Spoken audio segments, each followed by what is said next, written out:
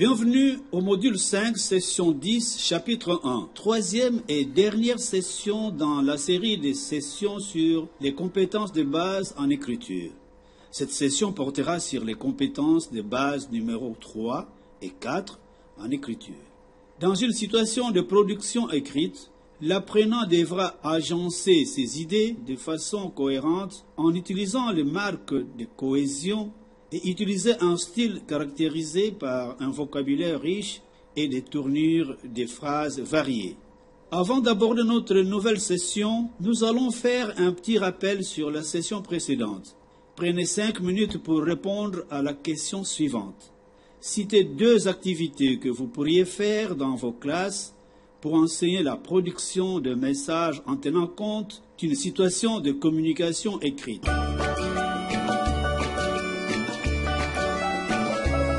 Bienvenue au module 5, session 10, chapitre 2.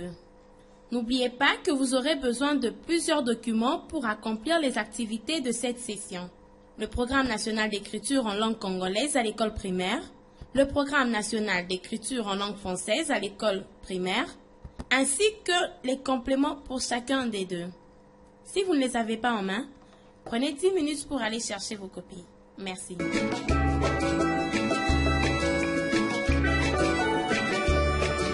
Bienvenue au module 5, session 10, chapitre 3.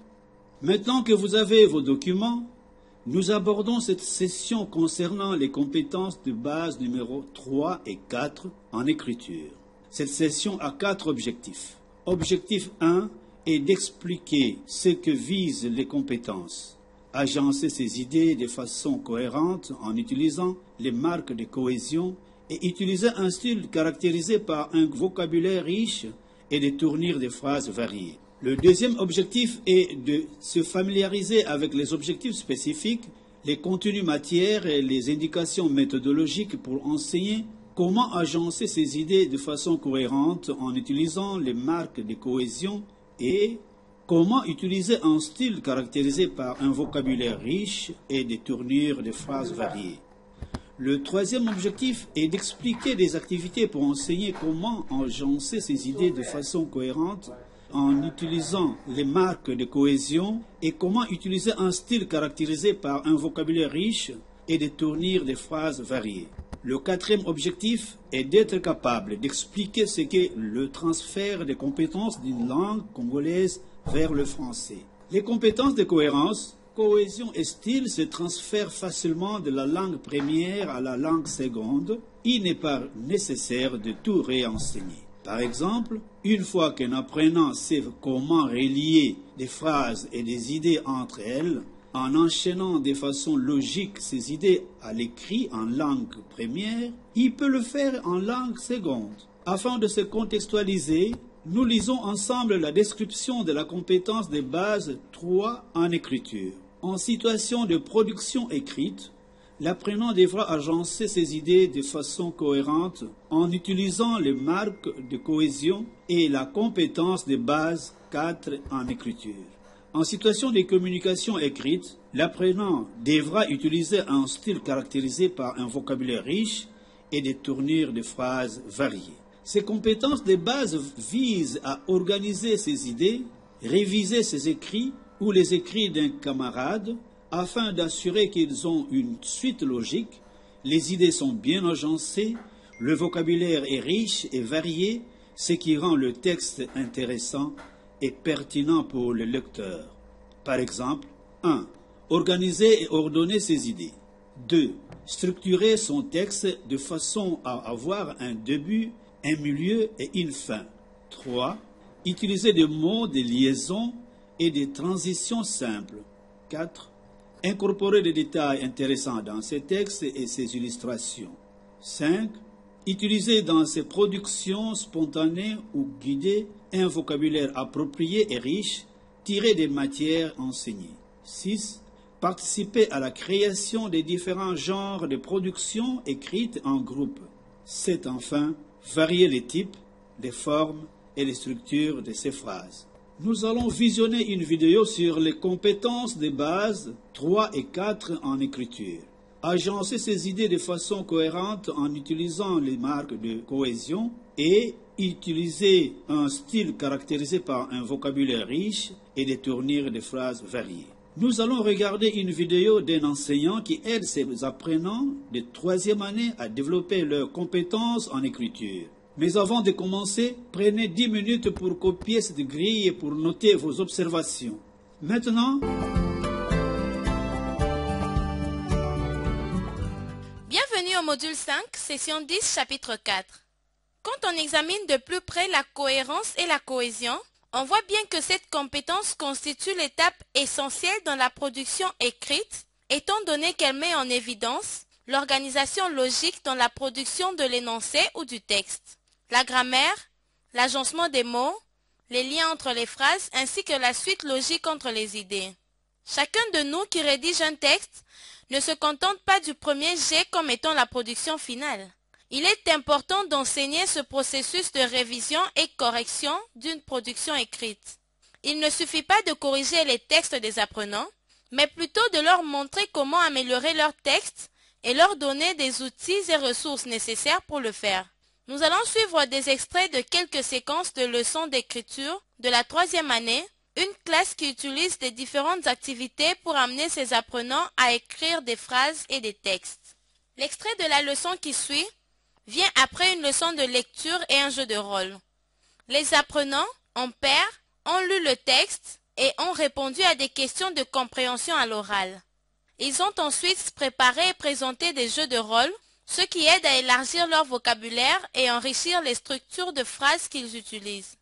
Suite à ces leçons, l'enseignante a demandé aux apprenants de rédiger en paire la suite de leur histoire. Les apprenants vont partager leur premier jet. Voyons ce qui va se passer. Alors maintenant, nous allons corriger ce que vous avez écrit. Les amis, chacun a imaginé la suite. Nous allons lire la suite de ce que les amis ont écrit. On va voir est-ce qu'ils ont bien écrit. Et vous savez, pour qu'une histoire soit vraiment bien complète, une histoire doit avoir 3 choses. On doit avoir le début et la fin. Mais entre le début et la fin, il y a quoi? Le quoi? Le milieu de l'histoire. Bravo pour notre ami. Oui, on a écrit l'histoire de la suite de baptême. On va vérifier si dans ce qu'on a écrit, il y a le début, il y a le milieu et puis il y a la fin. Pour voir si l'histoire est bien écrite, on doit regarder les phrases. On va voir si les phrases sont ordonnées. Est-ce qu'il y a un début, il y a un milieu, il y a une fin? On doit toujours tenir compte, quand tu écris une histoire, tu dois toujours chercher à ce que les phrases soient ordonnées, que ça suive un ordre logique. Tu dois aussi voir si tu as utilisé les mots de liaison. On doit utiliser les pronoms. Les pronoms, tu dois pas, quand tu racontes une histoire, tu ne dois pas toujours dire Cathy, Yves. Tu dois par exemple utiliser il, tu dois par exemple utiliser elle. Mais si c'est ta propre histoire, tu dois parler de je, pas chaque fois écrire le nom. Ça, on appelle ça des pronoms. On doit aussi regarder les verbes. Est-ce que j'ai bien conjugué les verbes? Entre nous, on va aussi corriger les textes. Tu dois vérifier si ton ami a bien conjugué les verbes. Est-ce que dans son texte, il a parlé du passé, il a parlé du futur? Pour que le texte soit joli, on doit aussi utiliser les adjectifs qualificatifs. On utilise les adjectifs qualificatifs pour dire comment était la personne, comment était la chose. Toi, tu as dit que tu as bien suivi l'histoire de la fête de baptême. Raconte-nous, comment c'était l'histoire de la fête de baptême? Cathy était partie faire le poème devant les gens qui étaient venus à la fête. Quand elle enseigne comment réviser un texte, l'enseignante vise certains aspects spécifiques, souvent ceux qui ont été l'objectif de la leçon précédente. Par exemple, elle peut leur demander de vérifier les accords de genre et de nombre. La révision est une forme de lecture analytique. Les apprenants suivent les étapes suivantes. 1. Préciser le but de la relecture. 2. Relire le texte pour l'évaluer. 3. S'arrêter sur un problème potentiel. 4. Identifier le problème plus ou moins précisément. 5. Résoudre le problème. 6. Modifier le texte. Et 7. Finir la relecture. Depuis qu'elle fait ça dans sa classe, Ces apprenants ont appris à reviser et corriger leurs propres textes et les textes de leurs camarades, que ce soit des histoires, des poèmes, des textes informatifs, des résumés ou autres. Il faut prendre le temps de bien leur expliquer comment faire et pourquoi on fait comme ça, de limiter le champ de révision à 4 ou 5 points et d'assurer qu'il y a des outils et ressources disponibles tels que les affiches sur les murs. Puis, on circule parmi les apprenants pour soutenir leur travail de révision. Pour apprendre à mieux écrire, les apprenants doivent régulièrement et souvent lire, parler, rédiger dans leurs propres mots et l'enseignant doit donner des exemples, montrer comment faire et quand il corrige, il doit montrer ce qui serait mieux et non pas seulement enlever un point. C'est à votre tour d'examiner de plus près ce qui s'est passé. Prenez 15 minutes pour partager vos observations et répondre à ces questions. Qu'est-ce que l'enseignant a fait? Qu'est-ce que les apprenants ont fait? Merci.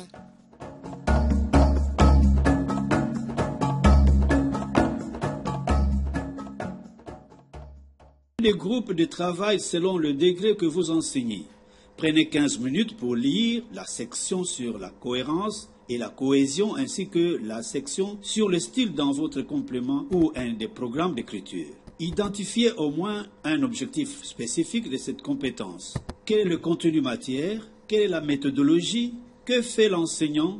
Que font les apprenants?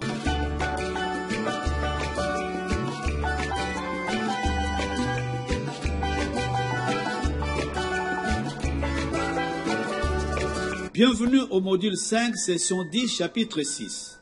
Voici quelques exemples d'activités que l'enseignant peut proposer pour enseigner la cohérence, la cohésion et le style dans les productions écrites. 1. Ordonner correctement les mots d'une phrase, les phrases d'un paragraphe. 2. Produire des dessins, demander de les mettre dans l'ordre. 3. Produire sous forme d'illustration un court récit cohérent. 4. Afficher des listes d'adjectifs, de couleurs, de taille, de masse, de volume. 5.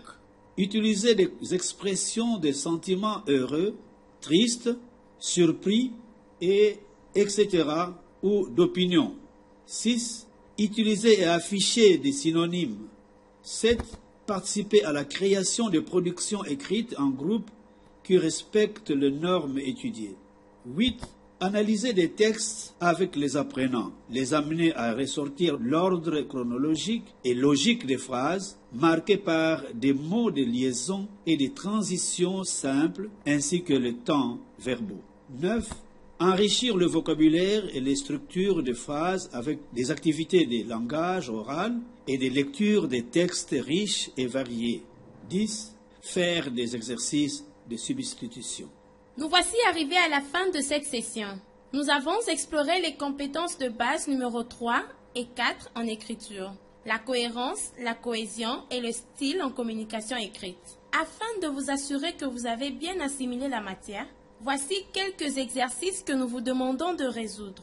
Prenez 15 minutes pour répondre aux questions suivantes. Première question. Citez un objectif spécifique dans chacune des sections, la cohérence et la cohésion, le style. Deuxième question. Pensez à 2 activités que vous pourriez faire dans vos classes pour enseigner la cohérence et la cohésion, ainsi que le style, dans une situation de communication écrite.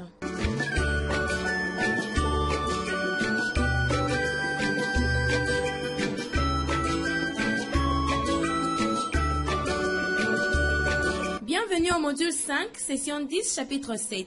Nous voici arrivés à la fin de notre module sur l'enseignement de la lecture et l'écriture au primaire. Faisons quelques exercices pour évaluer nos connaissances. Prenez une feuille de papier et disposez les chiffres de 1 à 10. Pour chaque numéro, nous allons poser une question à choix multiple. Écrivez la lettre qui correspond à la bonne réponse. Une fois terminé, remettez la feuille au directeur d'école ou gardez-la pour corriger à la fin de cette session. Merci.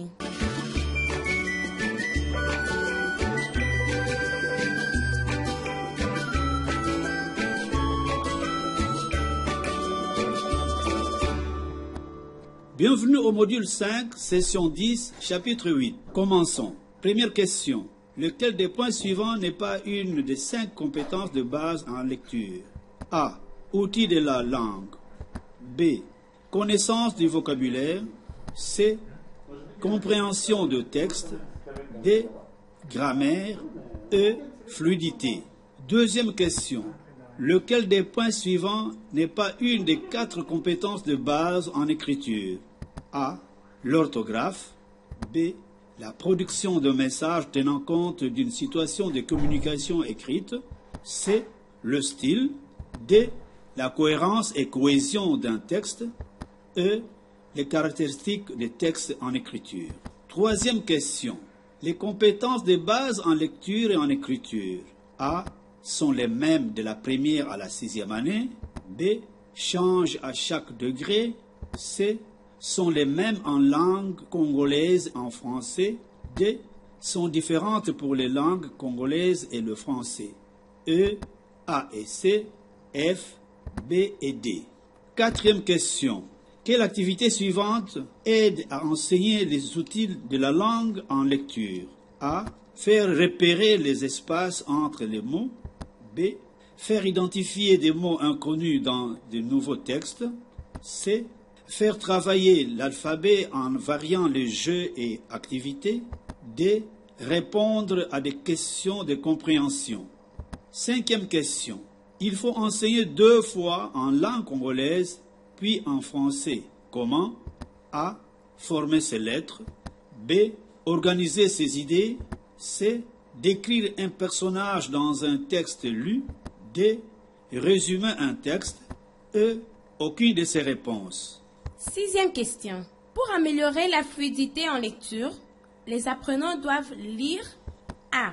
Une fois par semaine. B. Plusieurs fois par jour. C. À partir du 2e degré. D. Après l'enseignant. E. 2 fois par mois. 7e question. La compréhension en lecture est un processus qui se produit A. Pendant la lecture. B. Après la lecture. C. Quand l'enseignant explique le texte. D. Avant, pendant et après la lecture. E. Aucune de ces réponses. 8e question. Les apprenants peuvent produire un message écrit aussitôt qu'ils savent A. Les règles d'orthographe. B. Les règles de grammaire. C. Tenir un crayon ou une craie. D. Lire. E. Copier ce qui est au tableau. 9e question. Une des activités suivantes ne sert pas à développer les compétences en écriture. A. Montrer comment réviser et corriger un texte. B. Donner des modèles de différents genres. C. Copier des mots et phrases écrits au tableau. D. Permettre aux apprenants de partager leurs idées et leurs textes. 10e question. Lequel des énoncés suivants est vrai? A. Lire, c'est comprendre. B. Lire, c'est déchiffrer ou décoder. C. Lire, c'est répéter. Et D. Lire, c'est réciter.